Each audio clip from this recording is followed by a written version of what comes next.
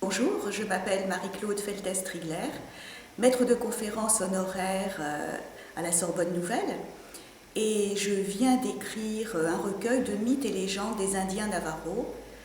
Alors, les Indiens Navajo vivent dans une réserve qui est à cheval sur l'Arizona, le Nouveau-Mexique et une petite partie de l'Utah. C'est donc le sud-ouest américain.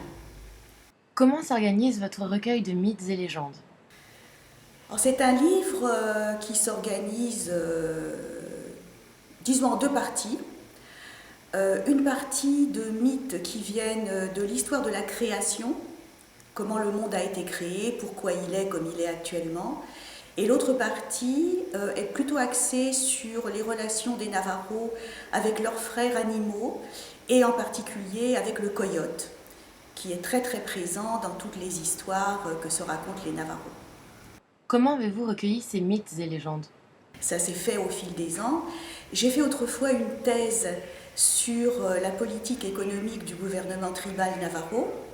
Donc j'ai fait beaucoup de séjours dans la réserve, au cours desquels j'ai connu des hommes médecine, qui sont un peu comme des chamans, et qui petit à petit ont suffisamment confiance en moi pour me raconter l'histoire de la création. Et lors de la création du monde, les Navajos, les hommes à 5 doigts, comme ils s'appellent, sont passés par 5 mondes différents. Et à chaque fois, ils ont été obligés de changer de monde parce qu'ils se comportaient mal. Et quelque chose de très important, donc chaque fois qu'ils passaient de monde, c'était un monde un peu plus harmonieux que le monde précédent. Or, les hommes médecine Navajo disent aujourd'hui que notre monde va mal. Les hommes se battent, il y a des conflits, de la violence, et donc il n'est pas impossible que l'on soit un jour ou l'autre obligé de passer dans un autre monde qui, espérons-le, sera un peu meilleur. Que nous apprennent ces mythes et légendes à nous occidentaux ? Disons que c'est une fenêtre ouverte sur une culture totalement différente. Les mythes de la création, c'est un petit peu l'équivalent de la Bible pour les religions monothéistes occidentales, si ce n'est qu'il n'y a pas de Dieu, ce sont des êtres sacrés qui vivaient dans une brume tout à fait indéterminée et qui se sont dit que ce serait bien quand même de créer quelque chose, d'avoir de la lumière, d'avoir des êtres animés.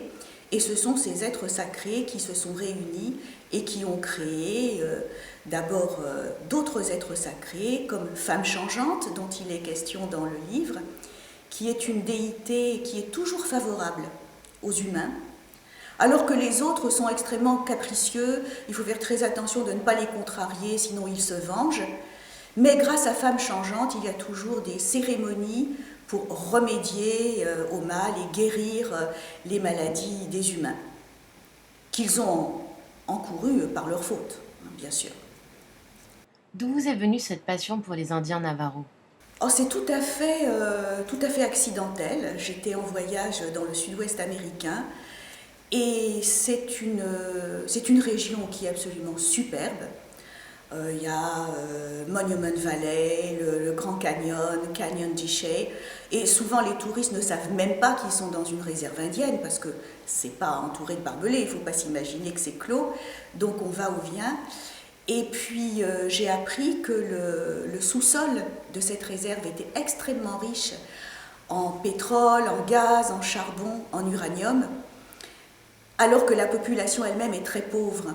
Et je me suis dit, ça vaut la peine quand même de se pencher un petit peu sur ce mystère. Comment se fait-il qu'ils soient aussi pauvres alors qu'ils ont de telles richesses dans leur sous-sol ? C'est donc ce qui m'a amené à faire des séjours d'études dans la réserve et donc à faire ces connaissances, comme je disais tout à l'heure. Mais il faut du temps pour inspirer confiance, parce que les Blancs sont quand même, ont mauvaise réputation, et ce qui se comprend. Encore que les Français sont mieux considérés que les Américains. Donc j'ai eu plus de chance qu'on me raconte beaucoup de choses.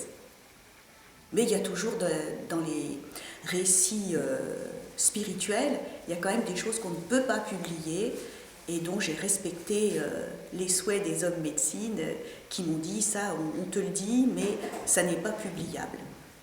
Donc voilà.